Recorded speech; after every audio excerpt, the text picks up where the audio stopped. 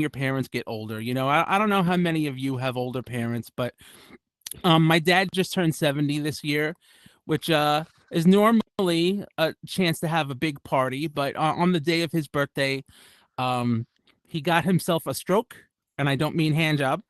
Yeah.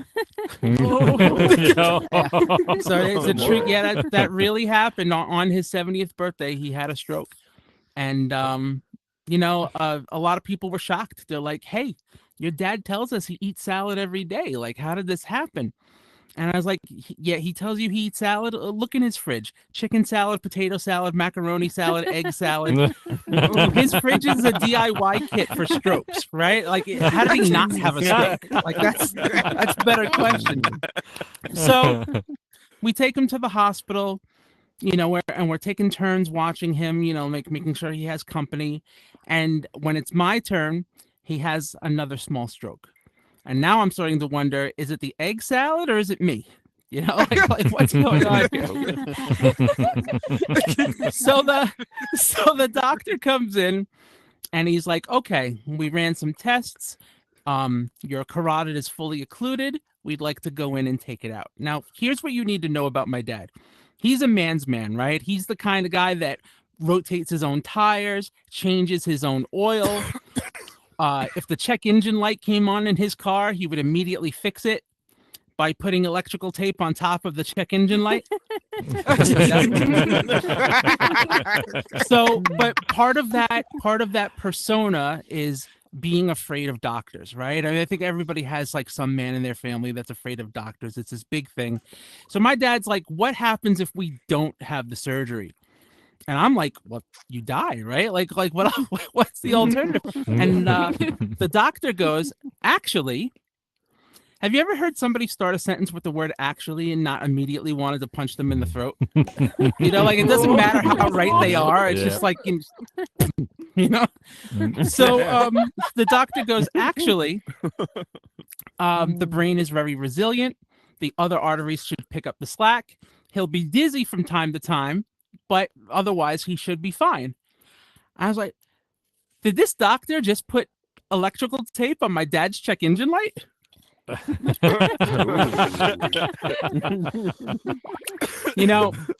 lot of people ask me if it's okay to talk about this stuff, but just be assured, I run all this stuff by him. I probably shouldn't have told that last joke, because when I ran it by him, it got a very so-so reaction. Half his face loved it. Oh, no. Oh, no. Even if you didn't laugh at that one, it's staying in the set. I love that. One's for me. That one's for me. I tried to use this whole experience to get my mom to try and get herself together. My mom's a lifelong smoker. And I was like, look at Dad. He's getting his health together. He's taking this seriously. You guys have been married 42 years. You quit smoking, you could be married for 50, maybe even 60. And I think I really struck a chord, because now she's up to 2 packs a day.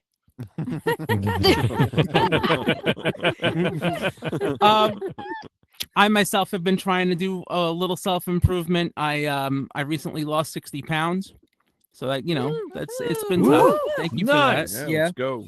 I've been stuck for the whole month of November. I've been blaming the holidays, but let's be real. It's been because of Monopoly at McDonald's is back. So.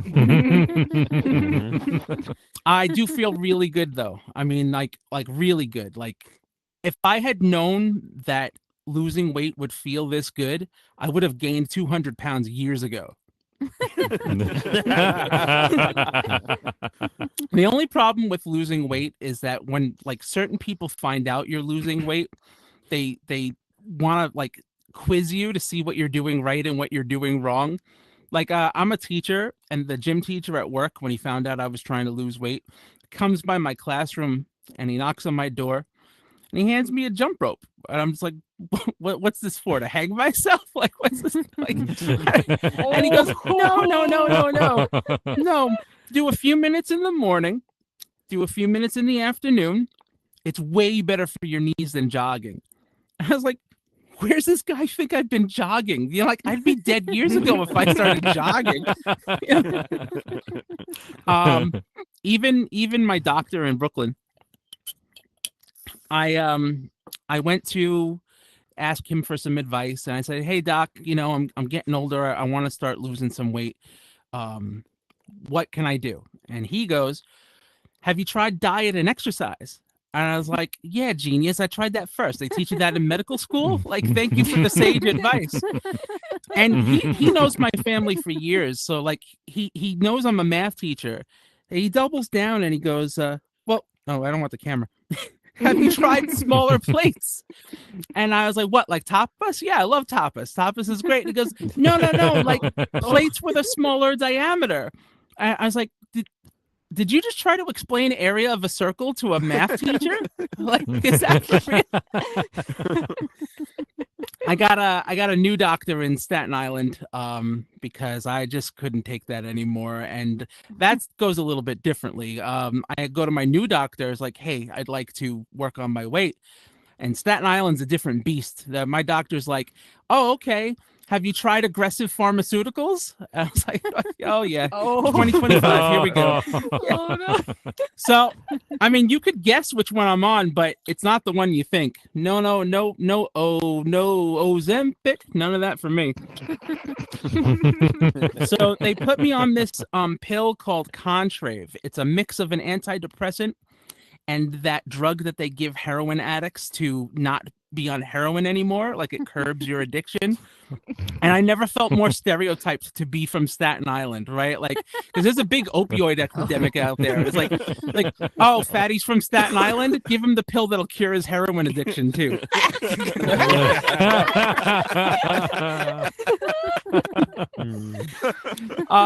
The only problem with this medicine is that it has two very serious side effects. The first one being suicidal behavior. More on that in a second.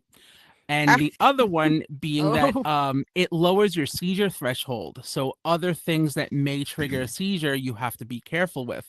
So I can't have caffeine anymore. I have to steer clear of fatty foods. I have to avoid alcohol. So as a teacher, I'm starting to understand the suicidal behavior because I've been uncaffeinated and been thinking about weird things for months. The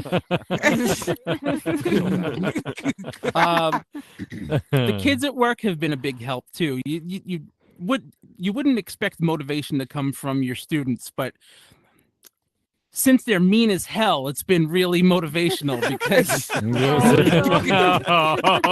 one of them, we had a movie day a couple of weeks ago, and it was the Fantastic Four, and one of them was like, "You remind me of one of the Fantastic Four," and I was like, "Oh God, here we go." Anybody want to take a guess which one he thought I looked like? The Slinky. I'm scared. The Slinky? The what? The Go one ahead, Bethany. like that. The Slinky, the person with that The stretchy one. The stretchy Yeah. stretchy Well, you arms. got Bethany. You got it right. Yeah, he said I look like Mr. Fantastic, and I said, like, well, how so? And he goes, well, you have the same superpower, except your arms stretched the wrong way.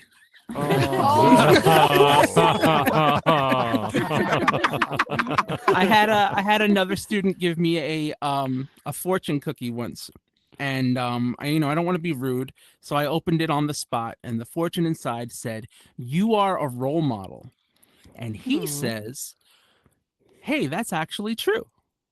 And I was like, oh my goodness. Like, these are the moments you teach for, like you could teach for 10 years and not get a moment like that. I was like, oh, thank you so much. Have a good lunch. He's like, yeah, you too. And right before he leaves my classroom, he goes, because you've been modeling them roles, bitch.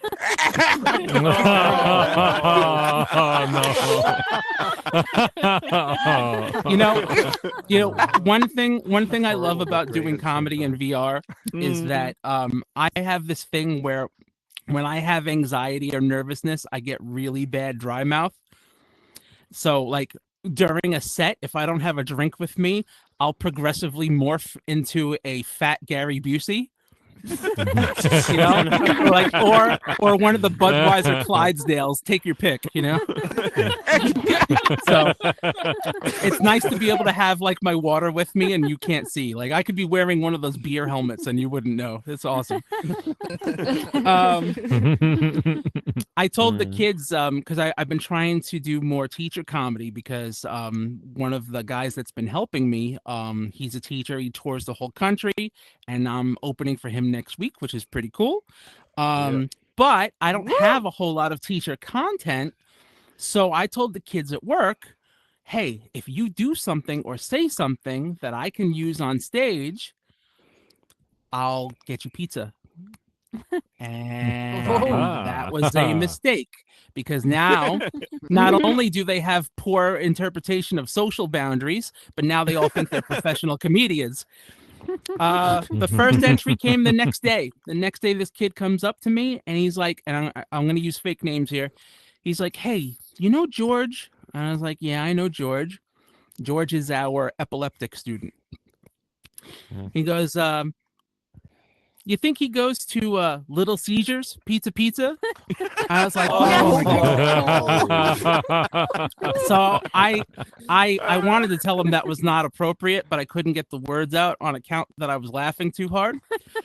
So what I did tell him, I said, you know, that's inappropriate. Come up with something else, but I'll also have pizza for you tomorrow.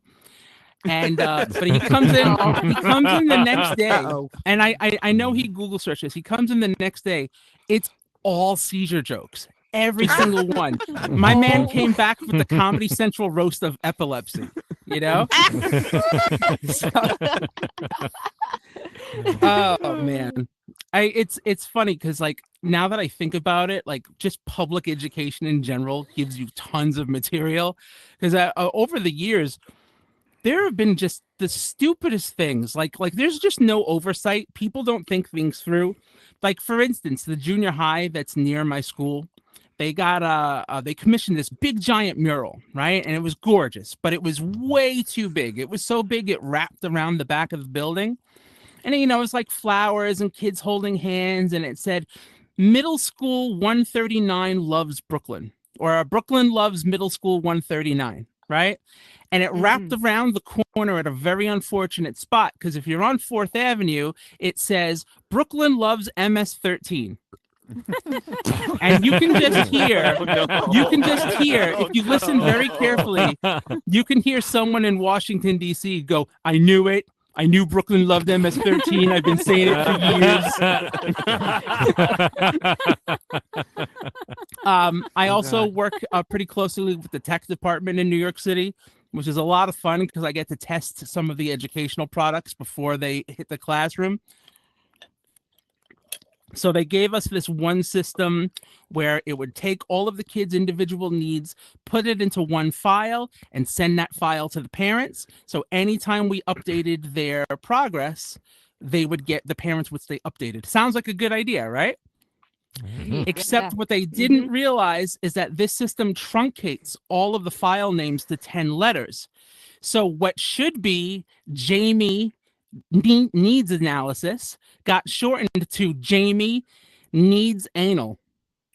So every parent got that message on the first day of school. Needless to say, we don't use that product. We were doing a business project a few weeks ago, and the kids had to come up with some sort of fundraising idea for the school. And there was this huge billboard right outside the school, right near the highway, and it said penisland.com. And I was like, that sounds like, all right. One of the kids were like, we should sell pens. Some of you are ahead of me, and that's okay. Penisland.com is a very real company. You can have whatever kind of pens made up, whatever you want. Penisland.net is a very different website, and that's the website they wrote on their proposal. And if you haven't caught on by now, spell it with me. PENISLAND. Very different website. Yeah.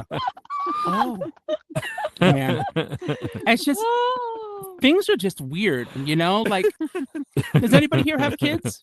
Any parents in the house? Yeah, okay. So to put your kid in your car, there are over 150 different rules, laws, and regulations on how you secure your child in your vehicle, right? But then they turn 5, and you put them in a folding chair welded to the bottom of a big yellow metal box filled with lunatics, piloted by a degenerate with a questionable background check. Spirit Airlines, am I right?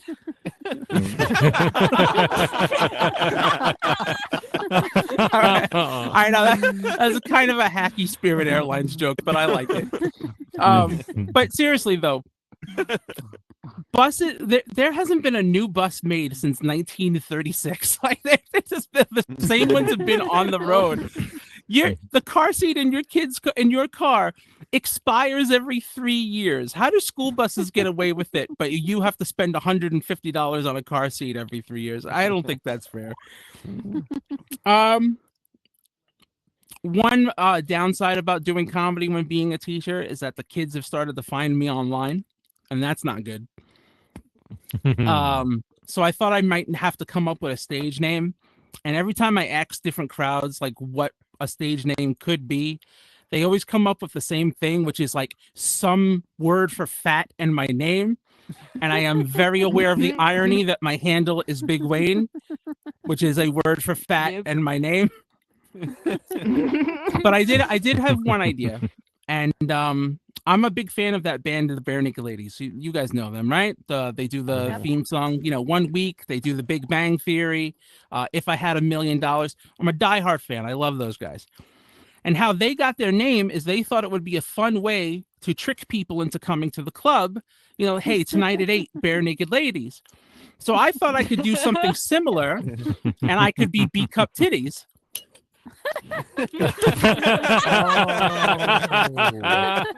And unlike those Canadian sweethearts, this isn't false advertising. You know what I mean?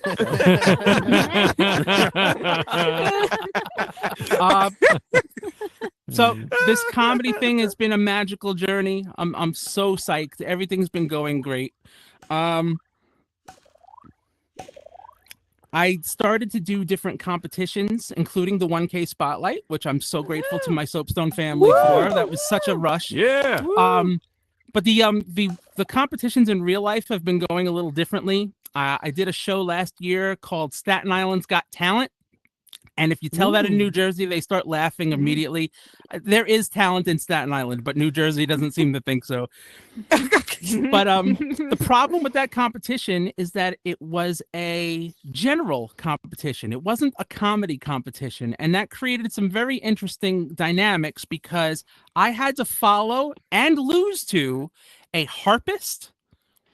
So, like the guy had the big giant harp. He's playing this most angelic melody. Angels are literally hanging from the rafters. People are weeping, connecting with their dead relatives. And then here's this random fat guy you've never heard of to tell some jokes, It definitely didn't set the mood. But it got me thinking, right? Like, how come some professions get that ist title, right? If you're a musician, but you play an orchestral instrument, you're a violinist, you're a harpist, you're a cellist. If you're a doctor, you could be a cardiologist, you can be a ophthalmologist, right? We put that ist on certain things. I'm a teacher. Does that make me a masochist? I don't know. Anyway, but like even within the music community, it's not fair. Different genres get different levels of respect too, right? Like in the hip hop community, you're just a rapper. You need to be Diddy level if you're going to be considered a rappist.